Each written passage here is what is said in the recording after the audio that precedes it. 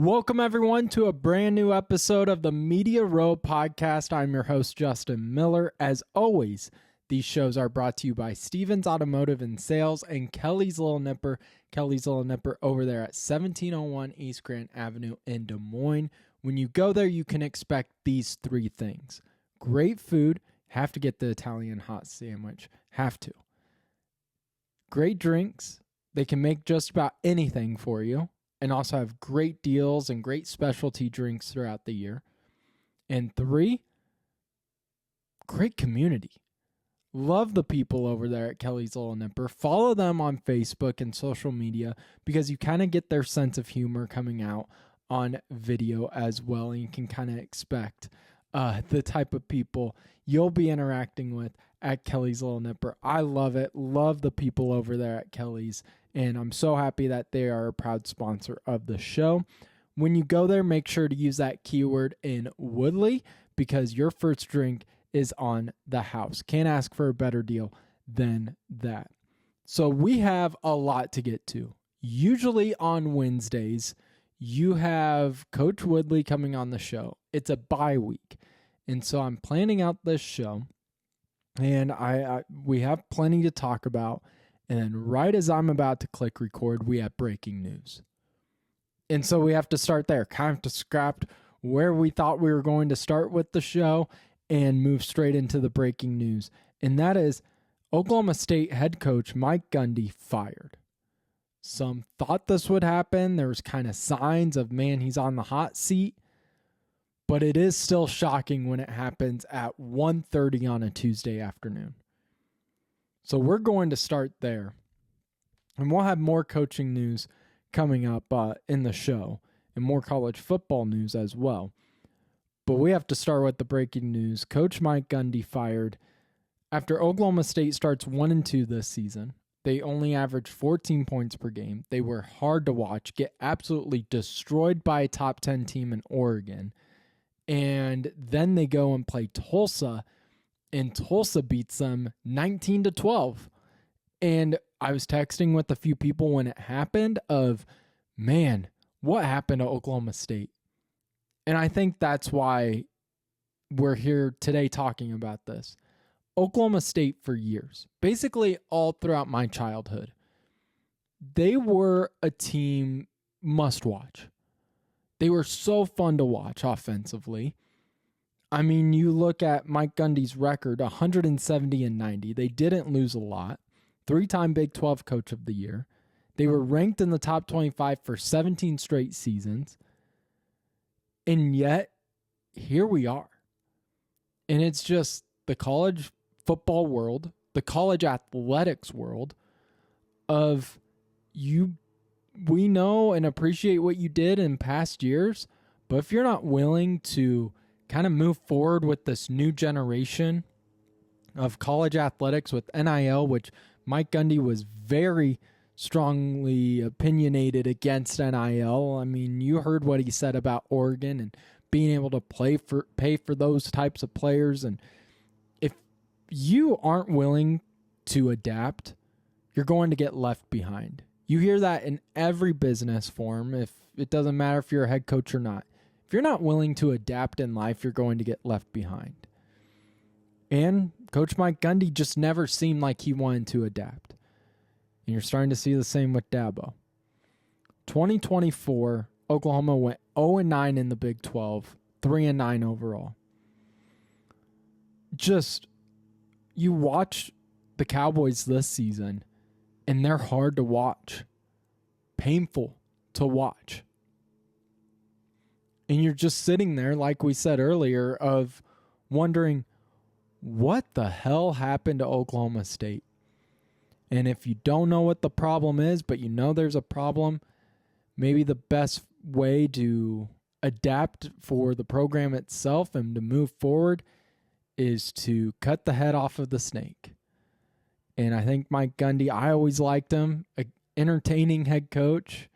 I remember as a kid seeing the I'm 40 press conference. His teams were fun to watch, but these past 2 seasons were difficult. And hearing him constantly complain about NIL. It wears thin with me, and I think it wears thin with the fans, and most importantly with the boosters for Oklahoma State, where it gets to a point where they have to make a decision like this. So Coach Mike Gundy fired out of Oklahoma State, 170-90 record team this season, 1-2, now heads to Baylor, where they will face the Bears, and no idea what will happen for the rest of this season and what that means for next season. I definitely expect you to start seeing a lot of transfer portal news coming out of Oklahoma State. Before we move on with the show, I want to talk about the next coaches in college football that I believe are on the hot seat. Number one, not a surprise, from Florida, Billy Napier. Hasn't it felt for Napier ever since he was with Florida? This guy's on the hot seat. Ever since he was with Florida, he's been on the hot seat. And this year, more than ever. And we'll talk about Florida in a little bit later on in the show. But Billy Napier, definitely number one, next head coach, most likely to go on this Media Row list. Number two, after last week's performance and after losing to Alabama, Luke Fickell with Wisconsin. This is one that is the most surprising because Luke Fickell, coming from his assistant days at Ohio State, I was always a huge fan of, and I thought Wisconsin nailed the hire. I thought it was a great hire for the Badgers. Loved Luke Fickell. And yet it just hasn't gelled. And sometimes it's fit. I remember working at the radio station and how many times Ross and Trav and I would talk on air about just fit. And sometimes the players just don't fit with other players. Sometimes the coaches just don't fit with the players. Sometimes the coach just doesn't fit with the program. I don't know what the issue is, but there's an issue, and the seat is getting hotter for Luke Fickell day by day. So that's not where we thought the show would start. We have more coaching news to get to. We are going to talk about more college football headlines in terms of just like our most surprising teams and disappointing teams through 4 weeks. And then we're going to end the show with Thursday night football preview as the Seahawks take on divisional rival, the Arizona Cardinals, on Thursday. And we'll give a prediction for that game as well. But where we were originally planning on starting the show is with college basketball. And I was going to make a joke about, man, here we are in the middle of the week, late September. Biggest news is college basketball. Well, Oklahoma State said, hold my beer. But Monday afternoon, Bruce Pearl, the former head coach for the Auburn Tigers, announces his retirement in a 14-minute long video. Let's start there, Coach. No need for 14-minute long retirement videos. No need for it. I mean, Coach K, one of the greatest coaches of all time, he didn't even have a 5-minute long retirement video. No reason for a 14-minute long one. Who's directing this thing? Kevin Costner? Let's go through the editing. Let's cut some things out. Maybe use that TikTok mentality of, 3 minutes or under. Come on, Coach. But Bruce Pearl announces his retirement. And I watched the 14-minute long video, so you guys don't have to. And if you're sitting there like a lot of people were at the end of Monday and seeing that headline, and you're sitting back going, why? I can tell you that doesn't really get answered in the video. Bruce Pearl says in the video that he wanted to retire and go out while he was still performing at his best. That usually would sit fine with me until we hear more about the story, and we'll get to that in a little bit. Why I don't feel like we truly have the answer to why. Number two is something maybe I'm just oblivious Maybe I didn't follow Auburn Tigers basketball close enough. Maybe I just didn't follow Bruce Pearl close enough. But a lot of people assumed he would retire and go straight into politics. I didn't even know he was so diversive on politics. Again, I didn't follow him. I didn't even know his political stances. I just knew him as a fun and entertaining coach during pre and post game interviews, fun on the sideline to watch, and his Auburn teams were really talented on the court. That's all I knew about Bruce Pearl. And he says, as of now, he's not getting into politics in that retirement video.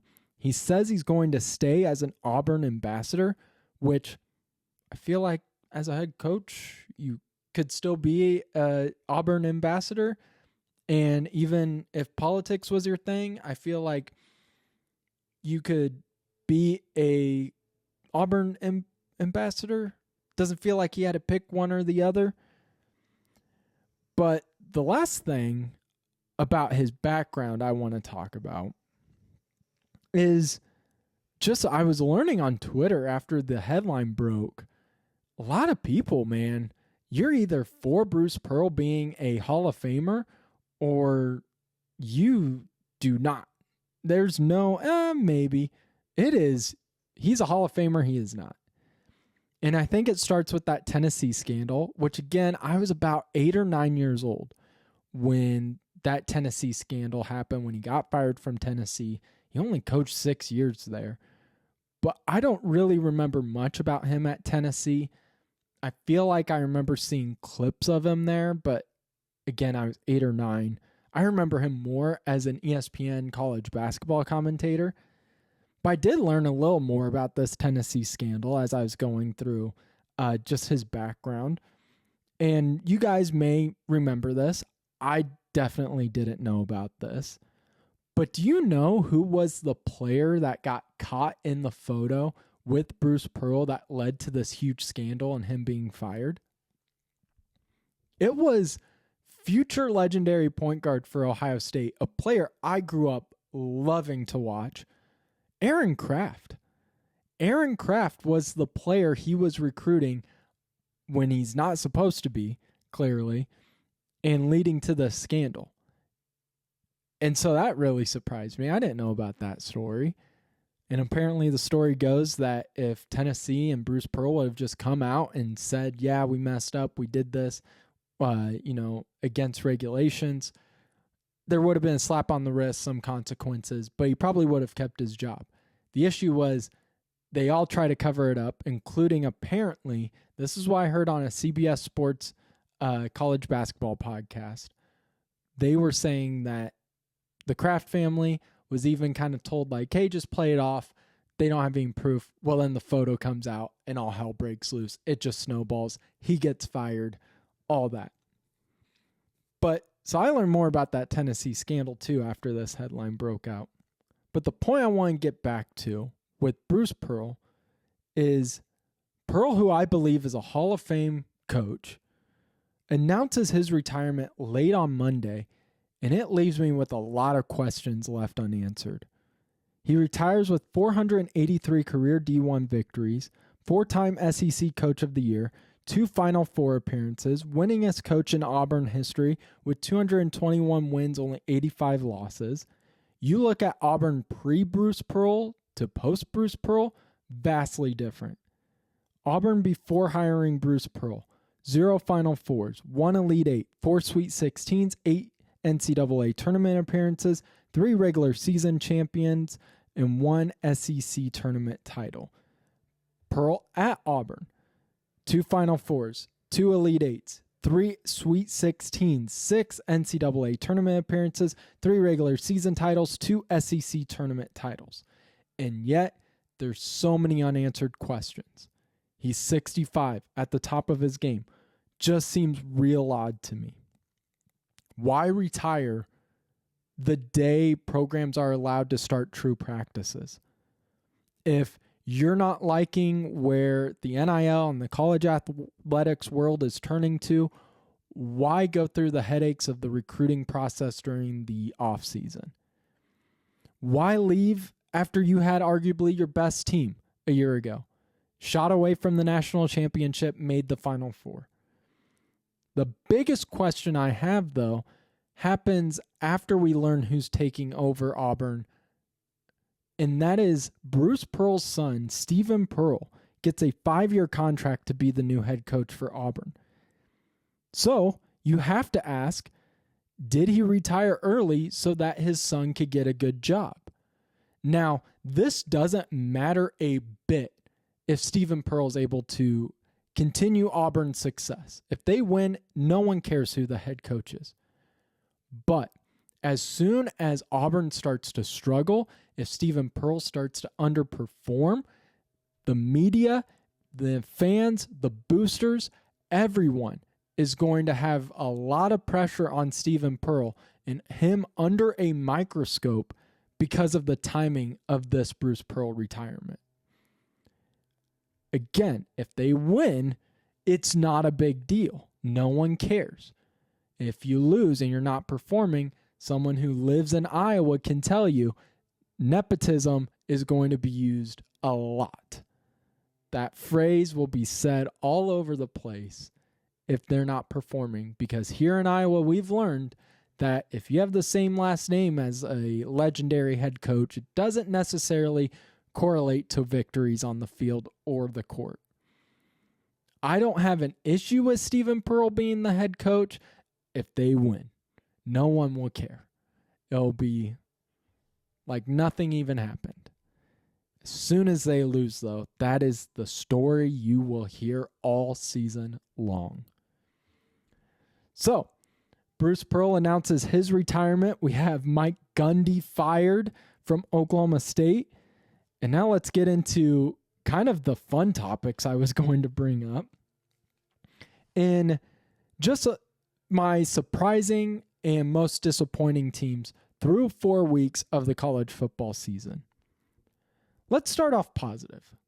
We've kind of, we put on tinfoil cap a little bit with Bruce Pearl. We talked about Mike Gundy being fired. We talked about other coaches possibly getting fired. Kind of a weird negativity on the show. Let's start positive here. My most surprising teams through 4 weeks of the college football season, number 1, easily, is number 8 Florida State. 3-0 this season. A year ago, if you're telling me this is a top 10 team through 4 weeks, I'm saying you're crazy. Florida State was 2-10 a year ago and was brutal to watch. But now they're averaging 58 points per game. They had a huge win against a top 10 Alabama team, and they have an offense led by a quarterback in Castellanos who has 3 passing touchdowns, 3 rushing touchdowns, can really get it done on anywhere on the field. And that offensive line has just controlled and dictated games from the start, even against huge defensive lines like Alabama. That has allowed 4 different players for Florida State to rush over 100 yards. So number 1 is Florida State. Number 2, very similar to Florida State in the terms of, if you would have told me at the end of last season that this was going to be a top 8 team by 4 weeks in, I would have said you're crazy as well. Number 7, Oklahoma, 4-0. A year ago, 6-7, 2-6 in the SEC. In their 4 games, they have 2 top 25 victories. 1 over number 15 Michigan and 1 over 22 Auburn. The defense has continued to have great success, number 2 in the SEC, rivaling Texas, who I said was going to be the best defense in the country. And that doesn't surprise me with Venerables as the head coach at all. What surprises me is the offense. Last year, bottom 3 in the conference. This year, though, they have a quarterback performing at a Heisman level, and they are performing when the lights shine their brightest. John Mateer, 7th in passing yards, 11 total touchdowns. Can get it done in the air, can get it done with his legs. Like I said, in primetime games, when it matters most and the ball is in his hand, he is pinpoint accuracy, delivering that ball exactly where it needs to be, calm, cool, and collected, and that is why Oklahoma's offense has taken the leap it has. So those are my 2 surprising teams through 4 weeks of the college football season, Florida State and Oklahoma. Now let's move on to the most disappointing teams through 4 weeks. And number one, I think everyone would agree with me here. It's got to be the Clemson Tigers. 1-3. Unranked now. They were top 5 at the start of the year. Worst record through 4 games in the Dabo era. Dabo last week gives a really weird, brutal speech that some people are like, this is going to energize this Clemson team. And I'm sitting there going, man, it comes off like a man just trying to beg to the boosters that he's still the guy. When it doesn't matter what he says or what happens, Clemson has their hands tied. They cannot fire Dabo. It's a $60 million buyout. They can't do anything. They just have to kind of suck it up and take what is given to them. The final thing with Clemson, there's no excuses now. Klubnik struggles. Everybody says, well, look, he doesn't have his top receiver in Williams.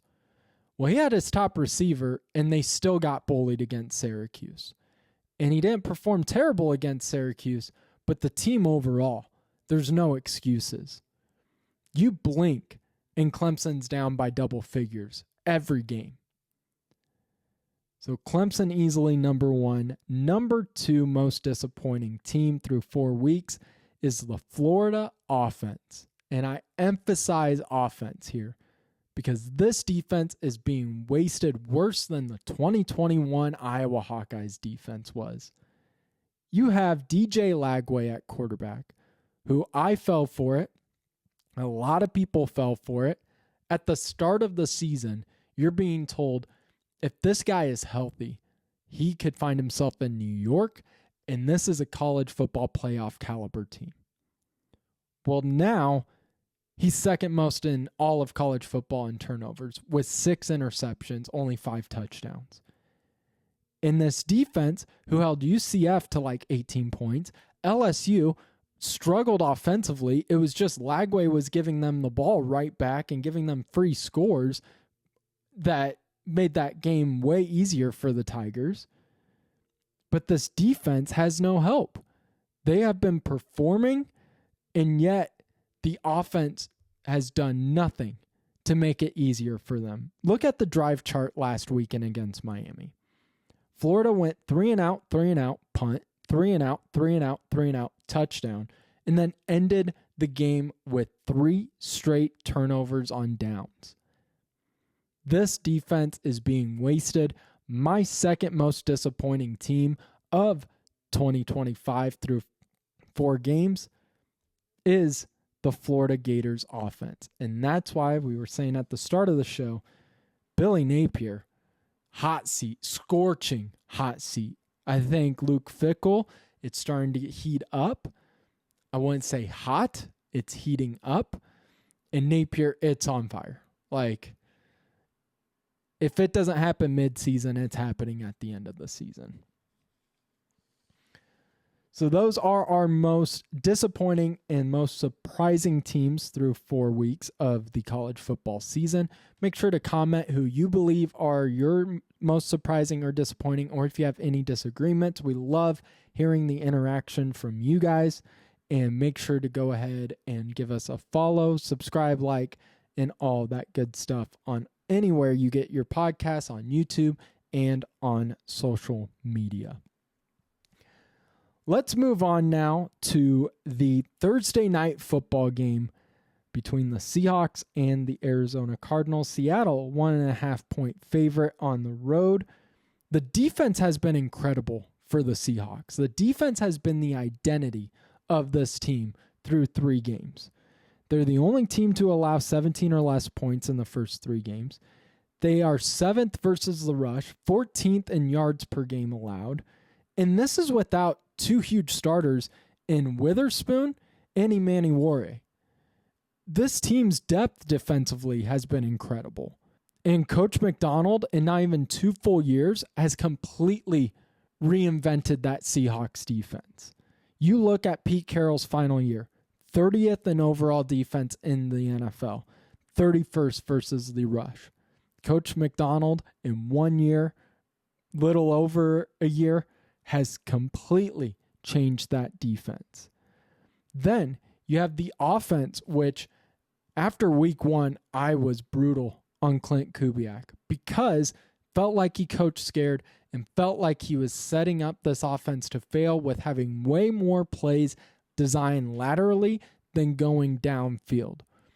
Saw that against the 49ers, saw that in the first half against the Steelers, but in that second half against the Steelers, you started to see some things click, started to make easier plays. Then against a really bad Saints team, did what Seattle needed to do, put up 40 plus, designed easy plays for Sam Darnold, JSN, who is second in the NFL with 323 receiving yards. And for the first time in a long time, Seattle did not play down to their opponents. They did what they needed to do against a bad team and blow them out of the water. So if you're asking me to pick a team, give me Seattle. They've won 6 of their last 7 on the road, and a defensive line that can compete with any top-tier offense in the NFL with Leonard Williams, Byron Murphy. Hopefully you get Witherspoon back. That secondary depth has performed greatly over expectations with Josh Jobe, all those guys. Kendricks, who should have like 4 interceptions but dropped a couple but has back-to-back games within an interception. This is a really talented defense. I think the offense is still figuring itself out. I think Clint Kubiak is making easier, more sustainable calls for Sam Darnold, but the offense still needs to show me a little more. I think against Arizona, that's a prime opportunity against a divisional rival, but I still have so much faith in this defense that I'm going to take the Seahawks on the road against the Cardinals to improve to 3-1. Busy show, like I told you guys. We were all over the place. College basketball, college football, coaching carousel, coaching fires, coaching retirements, all over the place. But hope you guys enjoyed it. Always enjoy doing these shows with you. Really appreciate you guys so much for your support. Make sure to go and show some of that support by heading to Stevens Automotive and Sales, 5320 Northwest Beaver Drive in Johnston, Iowa. 35 years of family owned and operated here in this state. No one else you should trust more than over at Stevens Automotive and Sales. Wonderful people. Love them so much. They're like family at this point with how much my mom and our whole family has gone over for Stevens Automotive to support us with any of our car needs. Go check them out, 5320 Northwest Beaver Drive in Johnston, Iowa. 35 years of family owned and operated here in the state.